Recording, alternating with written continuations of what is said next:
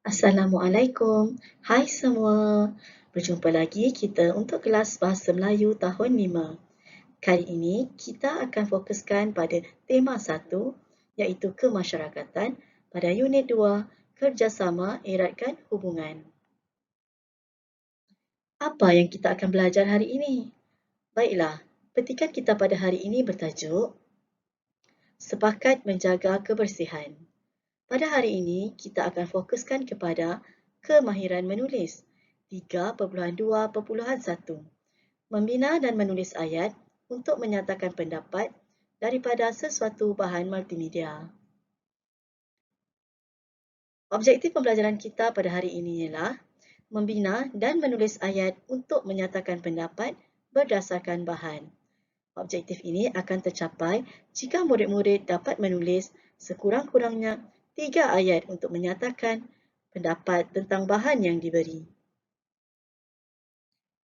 Baiklah murid-murid, apa aktiviti yang akan kita lakukan hari ini? Okey, mari kita lihat. Yang pertama, kita akan membaca dan memahami poster kempen jalan dan kutip yang terdapat dalam buku teks. Manakala aktiviti kedua kita ialah menulis 5 ayat untuk menyatakan pendapat tentang bahan yang diberi. Baiklah murid-murid, mari kita mulakan. Tajuk petikan kita pada hari ini ialah Sepakat Menjaga Kebersihan. Murid-murid boleh merujuki buku teks Bahasa Melayu tahun 5 pada muka surat 9. Mari kita sama-sama membaca petikan ini. Sepakat jaga kebersihan. Penduduk Taman Seri Damai akan menjalankan aktiviti kempen jalan dan kutip.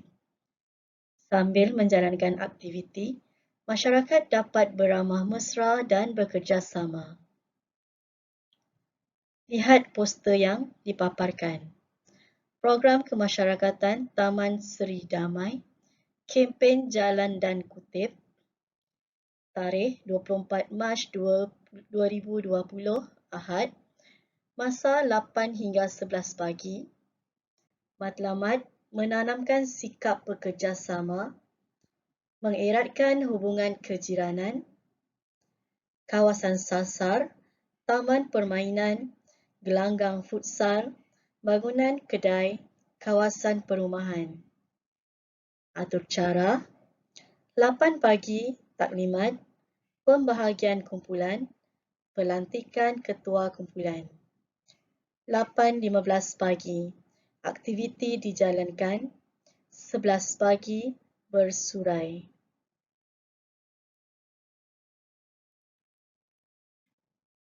Seterusnya, murid-murid dapat melihat perbualan antara beberapa orang kawan yang berkisarkan tentang poster yang telah mereka baca tadi. Namun begitu, perbualan tersebut masih tidak lengkap. Mari kita baca bersama-sama. Afifi, Tinesh Kaijun lihat poster ini. Esok, komuniti Taman Seri Damai akan menjalankan kempen jalan dan kutip. Kalau kita rujuk poster ini, mengapakah kawasan sasar termasuk bangunan kedai?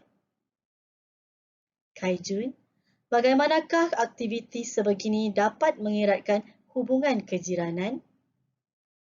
Afifi, pada pendapat kamu, sesuaikah aktiviti ini diadakan pada hari Ahad?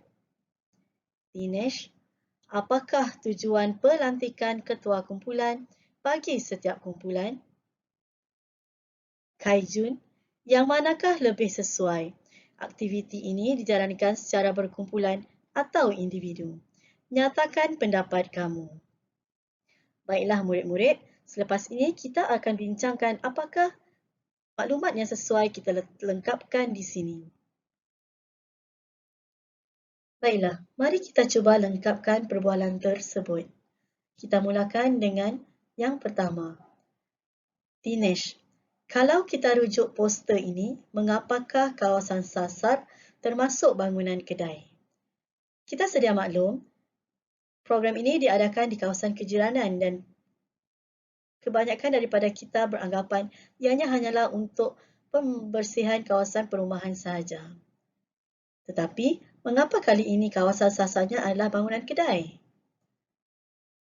Jadi, ini jawapannya. Bangunan kedai menjadi kawasan sasar kerana kedai merupakan antara tempat yang kita kunjungi. Ya, betul. Walaupun kita tinggal di kawasan perumahan, pastinya kita akan berkunjung ke kedai untuk membeli barang keperluan kita. Kita pergi pada pertanyaan seterusnya daripada Kai Jun. Bagaimanakah aktiviti sebegini dapat mengeratkan hubungan kejiranan? Aktiviti sebegini dapat mengeratkan hubungan kejiranan kerana ketika aktiviti ini dijalankan, kita dapat mengenali dan berabah mesra dengan jiran. Pada pendapat kamu, sesuaikah aktiviti ini dijalankan pada hari Ahad? Seperti kita sedia maklum, hari Ahad merupakan hari cuti. Jadi, ramai yang akan berada di rumah. Dan pada pendapat saya, pada hari Ahad sesuai diadakan program seperti ini kerana lebih ramai yang akan menyertainya. Kita lihat jawapan yang boleh kita nyatakan. Pada pendapat saya, aktiviti ini sesuai diadakan pada hari Ahad kerana memudahkan orang ramai menyertainya kerana Ahad ialah hari cuti. Apakah tujuan pelantikan ketua kumpulan bagi setiap kumpulan?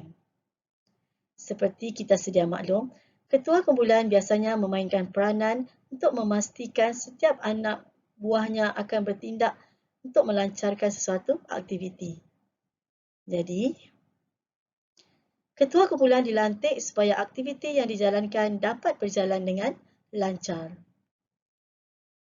Kita pergi pada soalan yang terakhir. Yang manakah lebih sesuai? Aktiviti ini dijalankan secara berkumpulan atau individu? Pada pendapat saya, aktiviti ini sesuai dijalankan secara berkumpulan kerana banyak tenaga diperlukan untuk membersihkan kawasan yang diberi dalam masa satu hari sahaja. Jadi, apabila kita lakukan secara berkumpulan, kerja yang susah akan menjadi lebih mudah dan dapat menjimatkan masa. Sebagai latihan, murid-murid diminta melengkapkan perbualan di bawah. Murid-murid boleh menggunakan perkongsian saya tadi sebagai panduan. Sekian untuk kali ini. Jumpa lagi pada sesi pembelajaran akan datang.